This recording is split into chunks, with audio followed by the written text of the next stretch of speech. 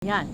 Magandang hapon po mula dito sa Cherry Hill, New Jersey. Alas 2:30 ng hapon ng linggo, August 16 po namin dito. So sa Pilipinas, alas 2:30 na ng madaling araw, August 17 yun na sa Pilipinas. Anyway, maraming salamat po sa mga nanonood tungkol sa mga videos natin kay Irene. At gusto ko lang sabihin po sa inyo na ang kikitain natin sa mga pag-video natin kay Irene, automatic po ito ipunin natin at pag kahit pa paano is may tulong tayo kay Irene. So lahat ng nanonood, nag-share, nagla-like, nagko-comment is nakakatulong po kayo kay Irene dahil ano man ang kita natin is ibibigay po natin sa kanya. Kahit pa paano man lang yung alam niyo yung kahit pamasahe man lang na pabalik-balik sa doktor is makatulong. Siyempre, hindi naman kasi malakihan ang ating viewership, hindi na ilan lang yung ating subscribers. So, hindi tayo kumikita ng malaki. At ang ating mga video po is talagang pang charity naman talaga. Hindi ko naman po kasi ginagawang hanap buhay ang YouTube. At kaya okay lang sa atin na kung ano man ang kitain natin sa YouTube ay ibigay natin kay Irene, no? Again, like I said, hindi ako nagbi-video para sa kikitain, kung hindi sa 100% po talaga na charity. At siguro kung gusto kong kumita ng YouTube, magko-concentrate ako. Alam niyo yung talagang kakaririn ko talaga. So kaya hanggang reaction videos lang tayo at saka very limited pa yung mga pinipili lang natin na reactionan. At kaya yun po. At sana po tapusin niyo ang video na to. I-like ninyo, mag-comment kayo kasi the more na pag tinatapos nyo ang video at nagko-comment kayo, nagla-like kayo at nag-share kayo, mas maganda po yung algorithm ni YouTube at mas marami po tayong kikitain na kahit ilan lang yung subscribers natin. Kasi kung minsan hindi dahil sa subscribers, kundi dahil sa number of views. Kahit pamilyon ang subscribers mo, kung iilan lang naman ang talagang nanonood ng video mo, that is a big deal. Kaya sana po istapusin ninyo ang video para na sa ganun mas mahaba na pag-stay ninyo sa video, mas maganda ang kikitain para po kay Irene. Maraming mga nagsasabi diyan na tulungan nyo si Irene. Alam ko naman kasi na marami nang tumutulong sa kanya. Kaya yung kikitain natin sa video, yun po ang ating ibibigay. Kahit man lang, kahit pa paano is makatulong. But anyway, tungkol sa usaping Irene, na dahil nga po nakita ko na yung result ng ultrasound ni Irene.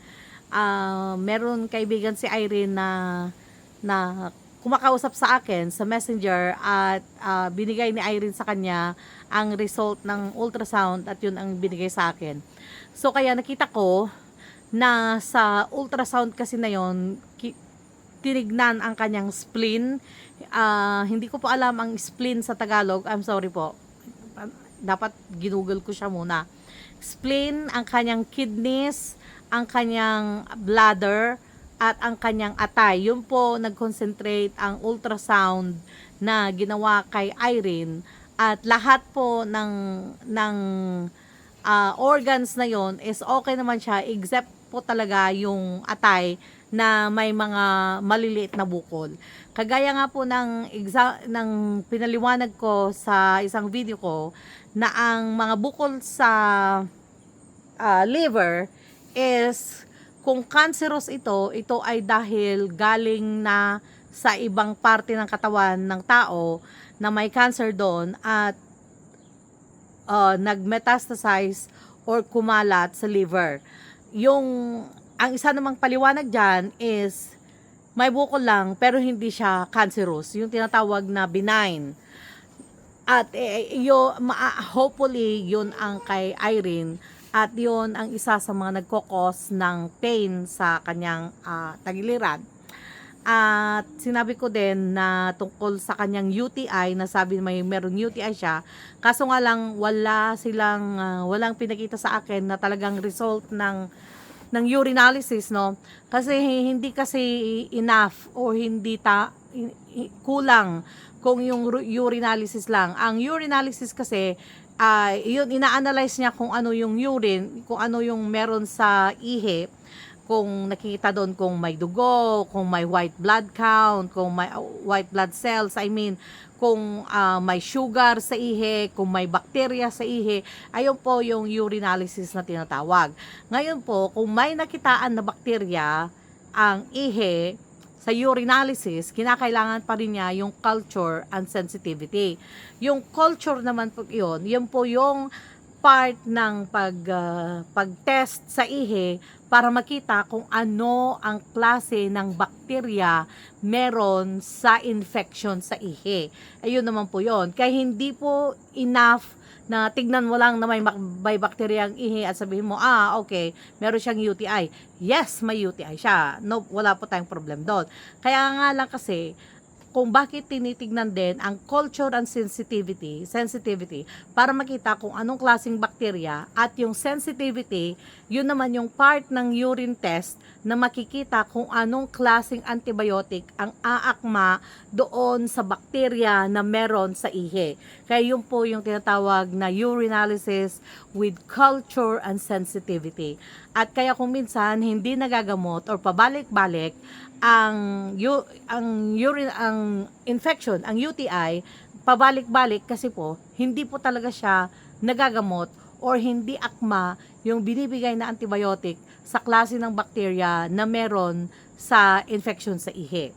Okay, nangyari po again, I don't know kung nasabi ko na to, nangyari po ito sa isa sa aking mga kapatid na laging nadiagnose ng UTI, ina-antibiotic, yung pala hindi lumawig yung pag-test, yung pala nasisira na ang kanyang kidney hanggang tuluyan ng nasira at ngayon nagda-dialysis niya.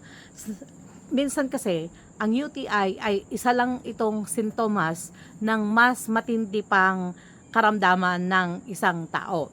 At yun nga yung sabi ko na baka kaya hanggang ngayon, sana nga, UTI lang yung meron kay Irene, kaya ganun ang grabe yung kanyang nararamdaman. Pero I don't think so, kasi I know na isa lang yun sa bahagi ng kanyang nararamdaman, kasi nahihilo siya, namumutla, o naninilaw. Maaring yung kanyang paninilaw is dahil sa kanyang liver, at pwede siyang namumutla dahil sa kanyang hemoglobin na mababa, at ang more likely na ganoon nga dahil nga nahirapan siyang huminga at dark ang kanyang pupo. So yun kung dark na hindi fresh na dugo ang meron sa pupo, most likely is merong bleeding na tinatawag o may pagdurugo sa loob. At doon sa ultrasound na yun, hindi po nakita kasi ang kanyang, hindi tinignan ang kanyang sikmura.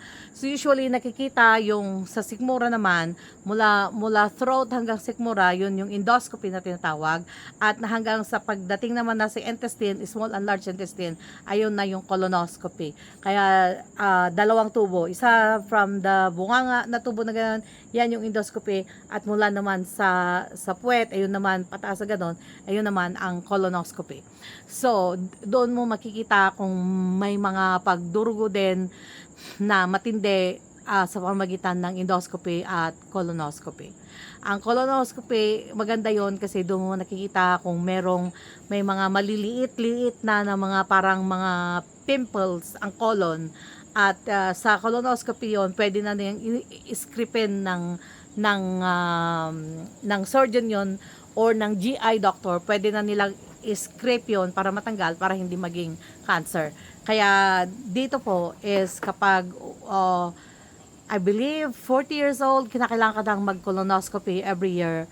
At every year. Pero kagaya ko, dahil nung nag-colonoscopy ako 3 years ago, may mga polyps na tinatawag, o yung parang mga pimples sa loob ng aking colon, kaya in-scrape na yon ng GI doctor and pinapabalik ako 5 years after. So, kung may mga bagay na ganon, kinakailangan mas madalas yung pag-colonoscopy. Kung malinis naman, is 10 years ang suggestion, recommendation ng isang doktor.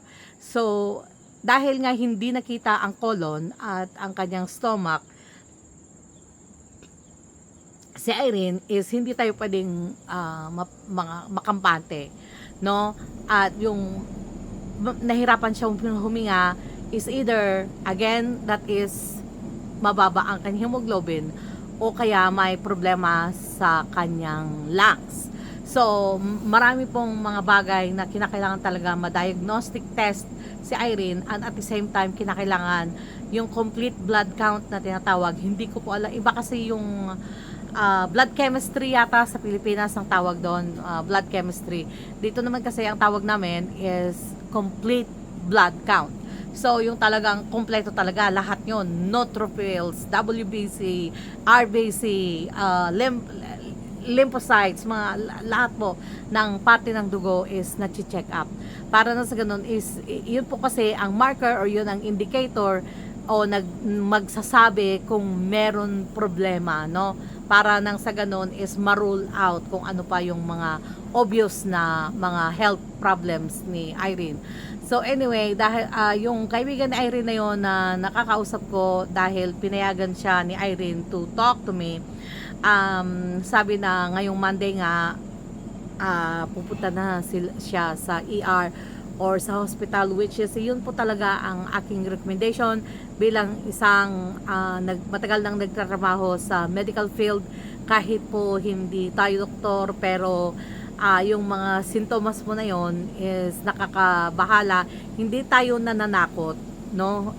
Gusto lang natin na malagay sa tama si Irene, kasi una-una bata pa siya, may mga anak na maliliit, you know, at ayaw natin na lumala pa ang kanyang kondisyon, ang kanyang sitwasyon.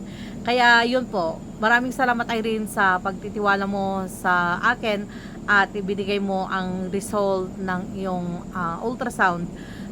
Irene, kung mapanood mo to, kahit pa nasa hospital ka, kung may pagkakatiwala mo sa akin, i-send mo lang sa akin ang yung mga ano man ng mga result ng mga laboratory test o diagnostic test na ginagawa para sa iyo, para alam mo yun, yung makatulong ako na makita rin ang mga bagay-bagay. Kasi kung minsan, gaya nga ng sabi ng mga netizens, na kung minsan pag nasa public hospital o kaya masyadong nagiging mabagal ang usad ng paggagamot sa'yo. So hopefully everything will be okay sa'yo Irene. Maraming mga nagmamahal at nagdarasal sa'yo. Kaya sana lawigin yung testing na ginagawa. Hindi kasi dapat na nagsasuffer ka na matagal na yung sakit na yan, na halos umiiyak ka sa pananakit, sa sakit. It is not acceptable kasi po yan. Hindi po yan katanggap-tanggap na dapat in-address na yan ng doktor. Nung una ka pa lang na nagpunta, in-address na yun dapat. Ano ang problema, bakit may sakit. So, yun. At saka dapat, kahit pa binigyan ka ng antibiotics, dapat merong follow-up agad yan after 7 days, na kung may mga sintomas pa rin, dapat sinabi na ng doktor na bumalik ka para more testing ang dapat gawin. Kaya yon, maraming salamat po sa inyo. Again, like I said, ituloy-tuloy nyo po lang panoorin ang ating mga videos tungkol kay Irene. Ang kita po natin is ibibigay sa kanya. Maraming salamat po.